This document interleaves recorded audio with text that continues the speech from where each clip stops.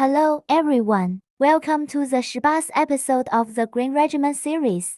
Today we are going to introduce millet, a nutrition-rich grain. Let's learn about the nature and flavor of millet, its functions, effects, and dietary therapy recipes. The nature and flavor of millet are salty and slightly cold, belonging to non-toxic foods. It has the following effects: nourishing stomach key. It can nourish stomach key and help regulate gastrointestinal function, clearing stomach heat. It has a cooling effect on situations with excessive stomach heat, diuretic and anti-diarrheal. It is helpful for frequent urination, red urine, and mild diarrhea, among other conditions. In addition, millet can also serve as an auxiliary treatment for some symptoms, including stomach heat and thirst. You can use aged millet to make rice. Dry consumption is more effective, or grind it into fine powder and steam it for consumption. Vomiting suitable for weak spleen and stomach indigestion. You can grind millet into powder. Mix it with a small amount of salt after cooking it. Take it on an empty stomach with juice or vinegar. Nosebleed.